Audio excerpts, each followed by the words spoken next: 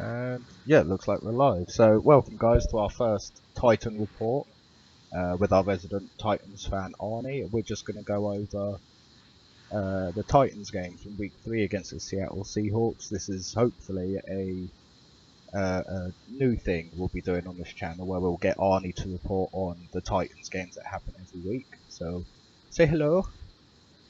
Hi guys. Yeah, no convoy today. He's indisposed of. So you get stuck with me, the producer Dan, as the host for this one. So yeah, let's get started.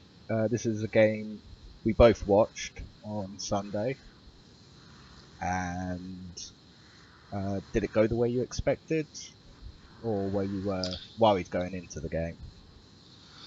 For this one, I knew it was going to be a tough form match. Seahawks, obviously, playoff contender, sort of year in, year out. I mean, for this report this week, I know Simon's already done his review of the Titans Seahawks game.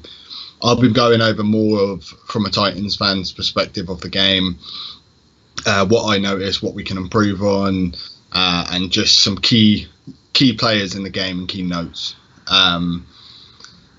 But for me, it was a great win. It was a statement win that we needed to have. It's proved that Tennessee can be a playoff team. It's what Tennessee fans have been waiting for years. I mean, it's been 10 years since we made the playoffs. I, as a Tennessee fan, haven't actually seen us in the playoffs yet, so I'm very excited for this year. And this game showed us that we can win playoff football. We can get to the playoffs. I was going to say, we started watching the NFL. What was it? I think it was the year just after the. I think what was it? The 11. Pittsburgh, Arizona Super Bowl. The year after that. Yeah, but was that the year the Titans were 11-5 under 13-3. 13-3 under Kenny Collins. And then the year I watched went 8-8. Yeah. Yeah, but I mean, obviously, being as people who tune in regularly to our podcast know, me being a Cardinals fan was obviously rooting for the Titans to win this because I despise those lousy Seahawks. Obviously, yeah. But I mean, one of the worries I had going into this game was, as good as your O-line was up until that point, was that defense is a legitimate defense. They've got so many pieces there. Yeah, it was an elite caliber D. I was worried about how the Titans would utilise both the passing game and the running game against what is a really stingy defense year in, year out. Yeah, I mean, I think that's a great point to start off with. For this was obviously the star of the show for us was our offensive line. I mean, in the first half, we did give up a few pressures. Mariota did look a bit uncomfortable in the pocket in the first half, but the second half rolled around and the O-line was perfect. The key plays being the Rashad Matthews screen pass. It was a great downfield blocking on that play. By everyone, really. I mean, I think Seattle needs to be able to tackle better on that play, but I mean, we've done a great job all game of doing that. I mean, the next play, I think he had DeMarco Murray 75-yard run. I mean, on that run, it starts off with a great block from Taylor Lewan. Jolston Fowler had himself a game, and it shows that Tennessee are going to run the football a lot this year, as we did last year, and we're one of the only teams that have a true fullback. And the reason we have that true fullback is to get those blocks downfield and to get that running game off the line. It gives us that extra blocker as well as our offensive linemen. I mean, the keys for me on the offensive line this week was Taylor Lewan again. He's been outstanding again this year. He's had himself a perfect game. Yeah, actually, he gave up. Yeah. Yeah, hold on. I've got the. I think it's the something posted up by Pro Football Focus. I think on the Monday. Yeah. Is the stat they gave? I should bring it up just now. Yeah, they've got him at 100 pass block efficiency, no pressures allowed. Yeah. And gave him. I don't know how their grading system works, but 91.1, which is. Yeah, I'm not quite sure. Yeah. But no pressures allowed. He gave up no sacks. I mean, the O-line gave up no sacks all game. I mean, there was, apart from the first half, there was not a lot of pressures given up by the O-line. I mean, Jack Conklin has played really well in pass coverage. He hasn't played so well in run protection this year. So there's a few issues there on that side of the line as far as the run is concerned. If you noticed, a lot of the big runs we did have were kind of on the left side. Our guards are playing really well at the minute. One on the right hand side with Klein. He had himself a really good game as well. Just the whole offensive line in general. The receivers as well, of note, from as run blocking is concerned, the receivers are playing really well at run blocking down the field, especially like Richard Matthews. Supanar had a block where he completely took out, I think it was Cam Chancellor and Jeremy Lane out of the play completely. Oh yeah, you don't see. No, you don't see it a lot. No, I mean, very rarely do you see Cam Chancellor of all people blocked out on the play. Oh yeah, but I think during the the pre-season, I think you were a little worried about your offensive interior, but this was. Yeah, I was worried about Quentin Spain. He was my main issue on the line, but to be fair to him, I mean, he's given up a few pressures in that game, and he gave up a few pressures before, but his run blocking has been quite good this year. It's just his pass protection is lacking. But as an offensive line as a whole, I think as a Titans fan especially, I think this is one of the best lines in the league right now, and I think a lot of other people will agree on me with that one. But yeah, moving on from the great blocking that has been so far for the Titans, I want to bring up we'll stay on the offensive side of the ball. I'll put a little bit of a downer on this one just to start with, which was with Mariota. I think there was he played pretty well. He does a lot of dink and dunking, but I think there's quite a few key throws and should be routine throws that he missed, either too low or too high. I don't know whether he just he was a bit startled in the pocket. But it's something that we've seen in preseason and we've seen this year already as well. He needs to work on it, on that accuracy issues. He's done a great job at changing the plays at the line, but I think he does need to work on that. Yeah, it's one of the common criticisms I heard of the few for Tennessee criticisms I heard was he was missing routine throws. You know, your standard. Your standard ins, 10-yard ins and stuff. He just missed them a lot. I mean, there was a key play in that game where we could have I think it was a 3rd and 5, and it was right near the end of the game, just before the last Seattle touchdown. I mean, we could have put the game away with this first down. Mario scrambles outside the pocket to his right, and he throws a really low ball to Eric Decker, which should have been a routine throw and a routine catch. And if we got that first down, we could have carried on pounding the ball, put up probably another touchdown or a field goal, and the game would have been done. But it's stuff like that. I know Mario will work on it. He's very football savvy. He's not one of the most exciting players as far as his talking goes. He's quite a boring player. But I like that. Compared to your offensive line. I mean, anyone would be. The offensive line talks for itself in more ways than one. I mean, we move on from that and we go to, obviously, with Lewan, we know he's hot-headed.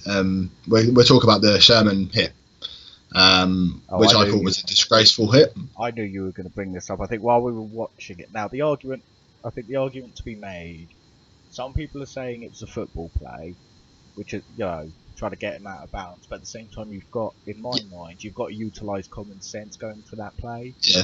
Well, I mean, if you watch the play, the defender that's just behind Mariota on that play is already pushing him out of bounds. Yeah, he's already made a move on him to push him out of bounds. So the Sherman hit was not necessary at all. The Sherman didn't need to hit the guy.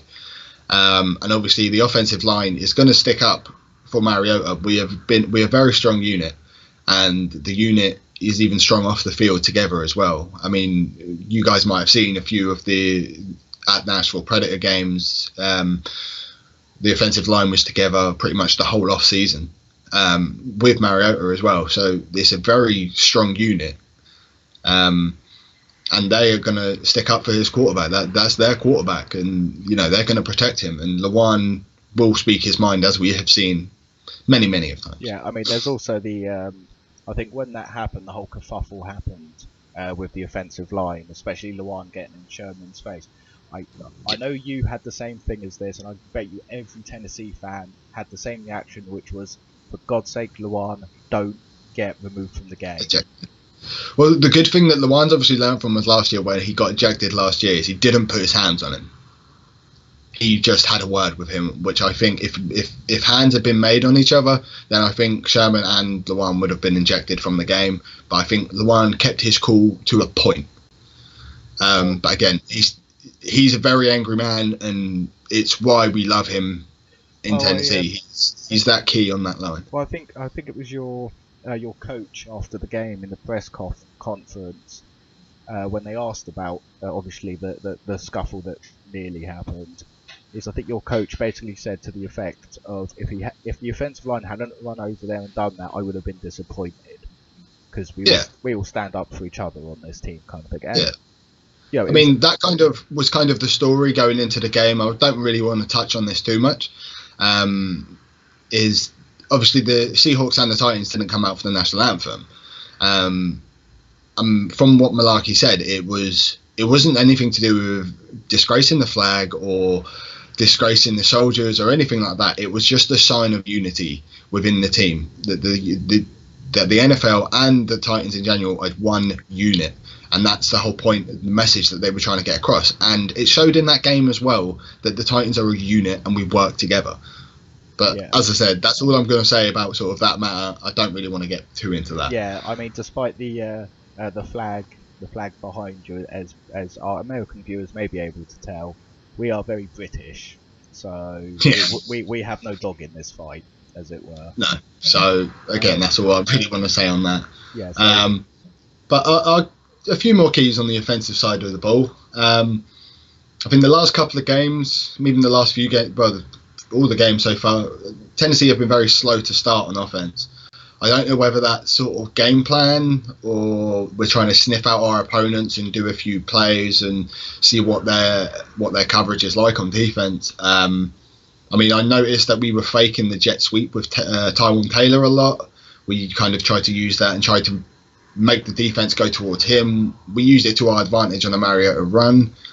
But I would like to see more aggressiveness going forward, starting the game. I mean, considering that if you just look at the first half stats of the points that the Titans have put up since the year started, we put up 10 points against the Raiders, 6 points against the Jaguars, and 9 points against the Seahawks. I mean, that's one touchdown in 6 quarters of football in the first half. It's just not good enough. Yes, we're putting up a lot of points in the second half. We're averaging 35 points a game at the moment, and most of those points are coming from the second half. But if we get a big deficit in that first half, I think we will struggle to come back to an extent. Well, actually, speaking of the game plan, because obviously that was on that last point, that was the issue you had last year, is if the Titans started the first half down by even a touchdown, they struggled to pull themselves back into the game. But for the first, because we are very heavy on the run game, but the passing game is opening up now. I mean, the play calling for me this year has been a lot better than it was last year. I didn't really like a lot of the play calling last year, but this year I think it has gotten much better on the offensive side of the ball. I'll speak more about defense in a minute, but the offensive side of play calling has been really good. I think using a hell of a lot of the play actions, the stuff like the jet sweeps with Tyrone Taylor, but just having someone like Tyrone Taylor there is huge for our offense. And we're using Jonnu Smith a lot more now, who is a complete mismatch on that position because he's a tight end and he's fast. I mean, we saw that last week and we saw it again. He's a complete mismatch. And I mean, Mariota does spread the ball around quite a bit as well. I mean, if you just look from the stats, we threw to eight, 9 different receivers in that game. So we do spread the ball around. Richard Matthews has been absolutely great for us this year. Oh yeah, I've been quite. I mean, we'll get onto your receivers in a second. Actually, I've been impressed with your receivers, but I think going back to the offensive game plan, at least for the first 2 quarters, I think it was very conservative play calling. But I think at the same time, I think that's your offensive coordinator acknowledging the fact that you're playing the Seahawks. You know, you need Well, it's no, we did it against the Jags as well, and we did it against the Raiders. I don't know whether we are just sniffing out the opponent, but it would still be nice to get a hotter start because we know we can play in the second half. We've seen that in all 3 games. We can play ball in the second half, but it is still more of a fact of if we start strong and we know we can end strong, it will be more of a comfortable game for us. Do you not think that maybe they're, because obviously last year you struggled to, catch up to someone who's leading. Do you not think that maybe they're trying to reduce, try not to make early mistakes so they can capitalize, put up, hopefully. I mean, speaking from mistakes, I mean, Tennessee have been one of the least penalised teams. Okay, we had quite a lot of penalties in that game, but we've been one of the least penalised teams in the NFL, and we're not making mistakes. We are not making mistakes at all. I mean, 3 games, we've had 1 interception. That's all we've had on the offence. There was obviously the interception that got called back in that game from the pass interference call, the holding call from Sherman, which again, everyone can put out their 2 cents, whether that was a holding call or not, whether it was more on Decker than it was Sherman, but it is what it was. But Mariota, we know Mariota plays safe. Again, one thing I did say when we done the Titans preview coming into the league this year was I wanted to see more aggressiveness from Mariota. I haven't seen that too much yet. Well, he has, I think, a couple of the plays. He did, I think, what was it, the touchdown pass to Smith? I think Johnny Smith, yeah. Yeah, he did stretch the field on that one, so he can launch it downfield. I just think he's not what you would call... It's accuracy that he needs to work on. Yeah, I mean, I wouldn't class Mariota as a game manager like Alex Smith. Not this season, obviously, but last season. No. I think they're just being really careful because, I mean, as you said, you faced the Jags last week, who their secondary is phenomenal.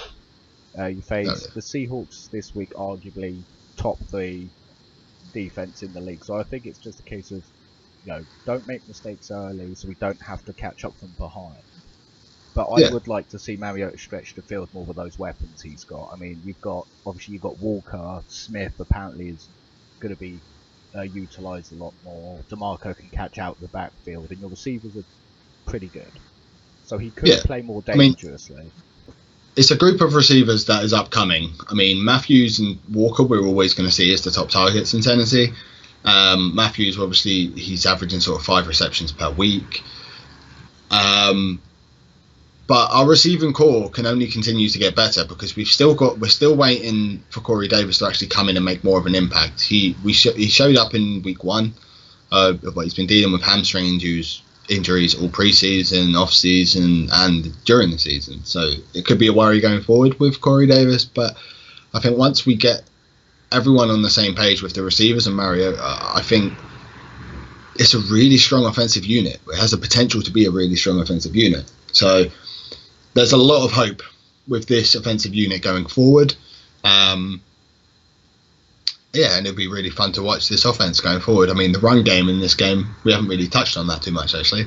I never really need to because it was really strong. It's more in the second half than the first. What was it, 200 yards total?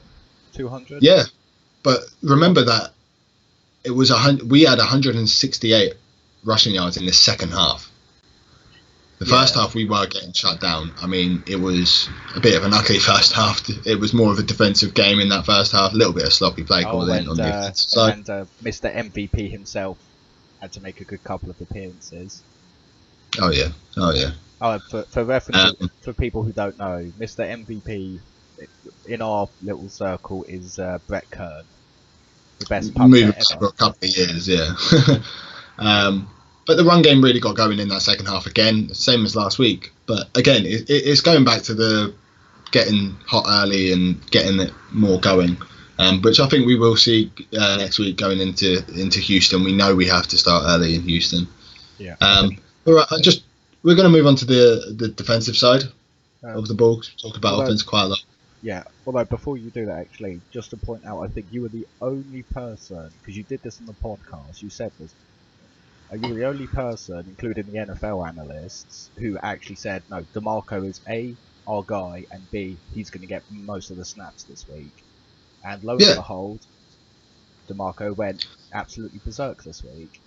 The thing is, I know Malarkey. He knows Murray is our guy.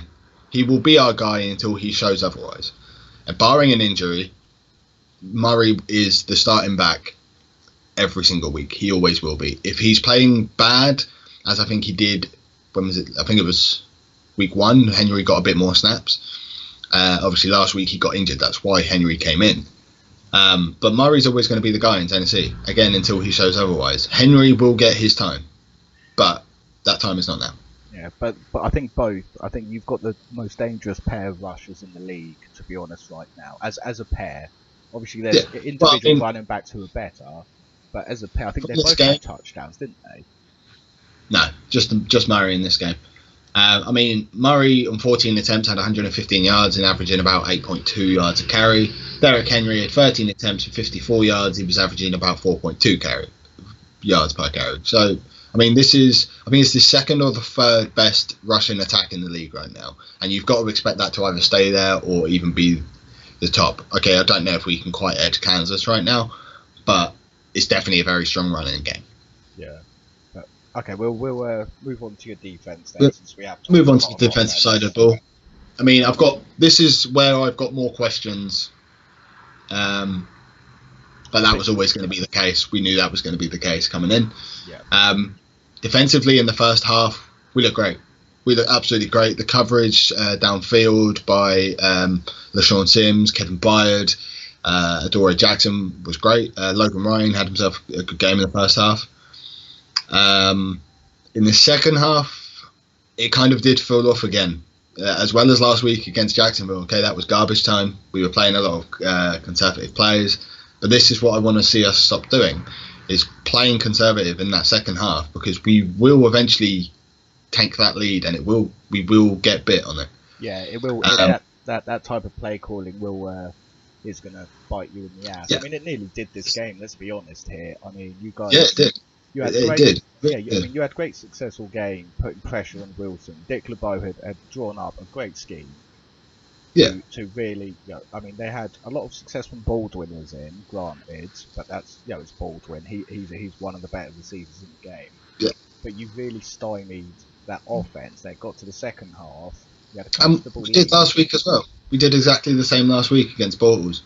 Yeah, but the difference was, though, is don't forget the Jacksonville game was out of reach. The Jacksonville game was out of reach, and even with Bortles is not a quarterback that can do that comeback. Wilson is. We know Wilson is very dangerous, and he can make those good throws. Look at the Wilson to Luke Wilson catch. That was a great throw, great catch, perfect placement. Kevin Byard was out of position, but if Kevin Byard was in position, he could have made a play on that. And these are the issues I've got on secondary. There's been a few times where guys have been out of the play. They haven't been in position to make the play. But I'd like to see going forward a bit more aggressiveness in the second half from the secondary, especially. But overall, I'm getting more and more impressed with the secondary. I wasn't a huge fan of the Adoree Jackson draft pick, but he is impressing me more and more as the weeks go on. I have to admit. I do have to admit, especially in the punt return game, which I'm waiting for that punt return to finally happen. It will happen. He's going to do it. Technically, it has happened. They just both got called back. Twice. Yeah. It will happen. We will get one that stands, because as we've seen, he is very dangerous in that return game. Oh, yeah. He's a slippery sod, he is. He's an all-round athlete, and he will end up being a good player. I think he's more of a... He's going to be a bit... We needed a few more games with him, and we'll see some more of Adore there. Moving on from the secondary, I mean, one player from the secondary I do want to highlight is Kevin Byard. He was the player that I said all year that I thought was going to have a great year. He had another great game. He only allowed one completion in his zone all game out of 4 attempts. He's been great in the run, great run stuffer as well. But going forward, I think he will make more plays as well. I'll go on to the defensive line. One thing all year that I've been seeing is we've not been getting much interior pressure. I mean, Casey has been double covered a lot of the game, but Casey has been an absolute monster in the run game. We're one of the best teams stuffing the run this year. Not a lot of teams have had success running on us. I think we're one of the better groups run stopping. But from the rush side of things, that interior needs to give Casey some more help. Granted, we've got one of the better pairings on the outside linebacker positions with Derek Morgan and Arakpo. We've been doing a great job of edge rushing this year. If you watch every game, there's so many pressures by Arakpo, so many pressures by Morgan. We've been doing really well with that. And obviously, Wilson is very slippery. I think we would have had a lot more sacks in that game if it wasn't for the fact we were facing any other quarterback. Oh yeah, no, we said this during the game. I mean, if that was right, since it's Tuesday now, and the Monday night game just happened. If that was Carson Palmer in the pocket, he would have been taken out on a stretch. Oh yeah. Well, we saw that game yesterday anyway. Yeah. If that was us against him, and you've got to be worried because that's a game coming up as well. I know. But we'll get there eventually. But yeah, I mean, I'm liking what we're doing on defense right now. We're obviously playing to the fact that it's not one of the strongest secondaries. We're trying to get that pressure on. The run game has definitely been better. One player that I'm so impressed with, and coming out of the Tennessee room right now, the GMs love him. And I know Malarkey loves him, and he's had a lot of praise against him. Is Wesley Woodyard. He is having himself a career year right now. I mean, he's averaging 10 to 12 tackles a game. Like, I think he had 4 tackles for a loss in this game. He has been a monster in the run game. But he is having himself a really good year. And you forget, he's getting on in age as well. And I've really been impressed with Woodyard this year. Yeah, he's a veteran, isn't he? Yeah. I mean, he's great for that defense. I mean, I rated Avery Williamson. He hasn't been great. He's been better in the run, but it seems to be the mantra of this defense is we're better in the run than we are in the pass. We do need a lot more cover guys there to help us out. One guy I felt we were missing this week was Jonathan Cyprian. That really sort of hurt us in the secondary.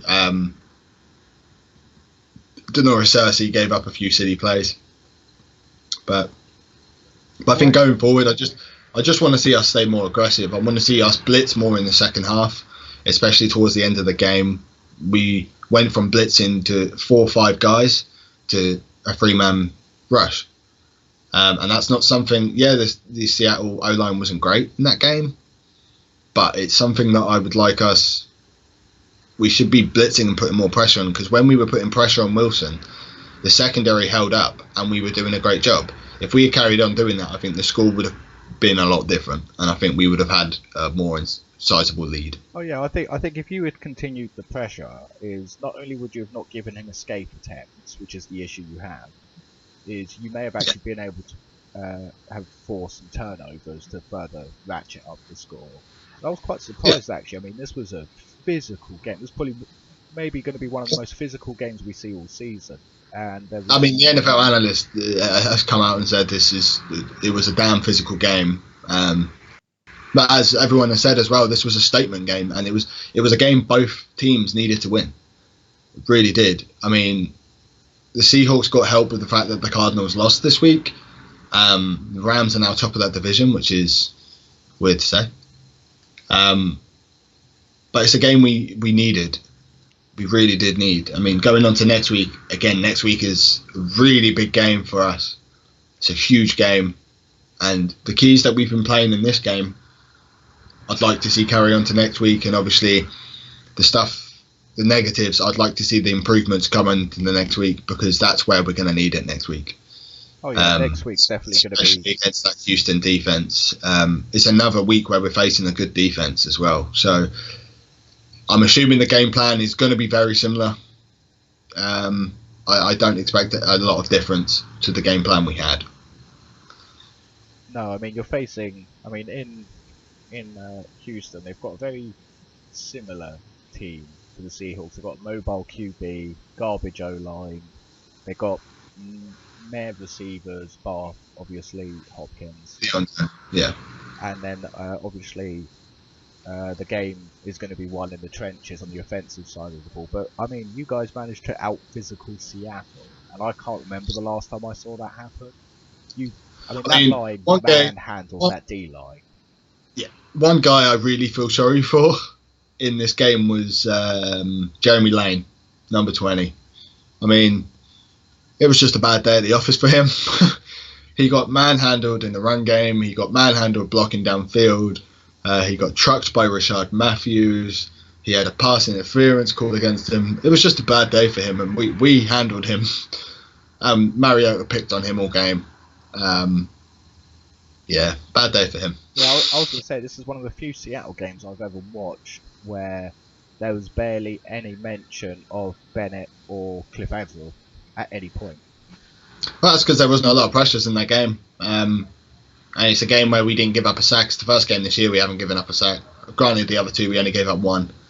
But again, like, it's kind of what you expect out of Tennessee right now. Yeah, although I think one of the other things actually is, I actually forgot to mention this to you during the game and afterwards actually, but this is the first game this season where for the first time watching a Titans game, I didn't go, Titans, learn how to tackle. You guys seem to have remembered how to tackle people in the open field for once. That's another thing. The tackling has got a lot better. I mean, week one we saw a bit of the tackling was shoddy in week one. Got better in week two, and it's getting better again. One of the key guys in this game, I think I said to you on the day, was our middle linebacker, Brown, number 55. Oh, yeah. Yeah, the rookie. His tackling is really good. I mean, he can actually wrap up really well, and he's been impressing a lot, actually. He's only our third string linebacker. He does come in and on subpar packages and stuff like that. But he's been playing really well. I expect good things out of him coming up. But for my linebackers, I just want to see us be able to cover more and help out in the secondary as well. There was a play where I think they had Jeremy Procise on the left, and it was a bomb downfield, and it was just a miscommunication. And Jaylen Brown he got owned by Procise, and there was a complete breakdown in coverage, and it was a big play downfield. He stopped in for the tackle, but those sort of things is where we're hurting, is the linebackers going into coverage. Oh yeah, no, I'd agree with you there. Although it's not, the coverage situation in Tennessee isn't as bad as we were making it out to be in the preseason, apparently. Because one of the biggest concerns we had coming into this was, Tennessee, decent front seven, can't cover anything. But it turns out that your secondary's played well above what I expected them to. Oh yeah, it's still nowhere near the best group in the league, but we're playing well. I'd like to see us not give up so many points and yards. Obviously, we gave up a lot of yards to Russell Wilson. Granted, Russell Wilson had himself a hell of a game. Unfortunately, he's on my fantasy team and he was on my bench this week, so it's not great. I still won my game, so it's fine. Yeah, but I suppose the takeaway from that is you forced them into a hole so early, they had no choice but to pass out. Right, yeah. Yeah, but Russell Wilson's dangerous. We know he is dangerous. I still expect Seattle to be able to bounce back from this, especially if the offense keeps going like that. Well, it's not they will bounce back. Obviously, Seattle are playing in one of the softest divisions in the league. Yeah. But I mean, if we start, tying this up. Looking forward now, I think one of the things we discussed on Sunday was one of the biggest worries for Tennessee is they've shown they can deal with elite defenses now. They've shown this. Yeah. Yeah, that O-line, but the concern we have is how they're now going to deal with elite offenses. Obviously, in week 1, you had the Raiders. Yeah. And, I mean, you can say maybe they were a bit rusty after the preseason, they started getting their stuff together. How do you think this Tennessee defense could hold up against, some of the more elite offenses in the league? Like, say you make the playoffs and you come up against Kansas. The Raiders again. The thing is, lucky for us this year, I mean, just by looking at what the other teams have been doing, we're not facing a lot of elite offenses this year. Luckily enough. I mean, the biggest test for us obviously will be going against. I mean, Luck is due to return in week 6 against the Titans on Monday night. I think that will be our biggest test, is facing Luck. And that's obviously a big point of action going forward, is winning in the division. We made that statement last week. I'm hoping we make that statement again this week, and we can win in our division. This is our division this year. It's ours for the taking. Are you not worried about, I know obviously most Titans fans have a hatred of the Colts. You haven't beaten them in God knows how many consecutive games now. Since Andrew Luck came in the league, 11 games I think it's on now. Yeah, but obviously, don't forget about that. Yeah, I think you guys will do have to deal with the offense of the Steelers with Brown and Le'Veon. Yeah, but at the moment I'm not too worried because of just how the Steelers are playing. I am assuming, and I'm assuming everyone else is assuming, that the Steelers will pick it up and they will become the offensive juggernaut that everyone thinks they are. That game, if they do that, then I'm worried. I mean, I think I pointed out to you yesterday, we face a lot of good running backs this year. But that, again, I'm not worried about that because we've proven that we can stuff the run. We've been a really good unit against the run this year. We will have problems with backs like Ajayi because we always have problems with those downfield runners, like we had with Marshawn Lynch, but we still managed to contain fairly well.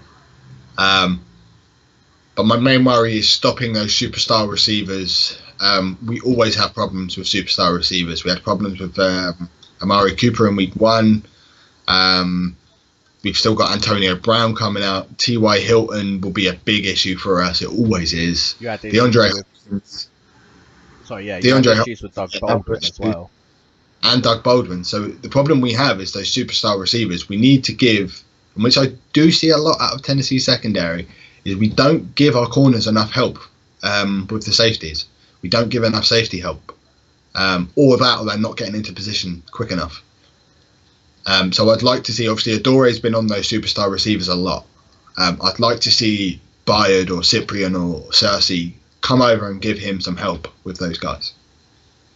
Oh yeah, no, that's fair enough. It is a worry. I mean, luckily you're playing in the AFC, so it's mainly elite running backs. But it's always been the tail of the tape for the Titans. You've never really had what you would call an elite corner in Tennessee, I don't think. We've had aggressive corners. Oh, yeah, Cortland Finnegan. Yeah. I mean, our corners have always played quite aggressive. But yeah, I think that pretty much wraps up for this week's edition. Yeah, if you want to take it from here. Yeah, well, hopefully you Titans fans have enjoyed this very Titans-focused impromptu live stream. Hopefully, this is something we can do every week for you Titans fans, because obviously, with Arnie being our resident Titans expert as it was, it makes sense to attempt doing this. So yeah, hopefully we'll see you around. Of course, like, share, and subscribe this video just to spread it around, spread the goodness around to other people. And we will hopefully see you next week, where hopefully the Titans come off with another win against Houston. Big win. We need a big win this week. And yeah. Thank you guys for watching. It's been a blast, and tighten up.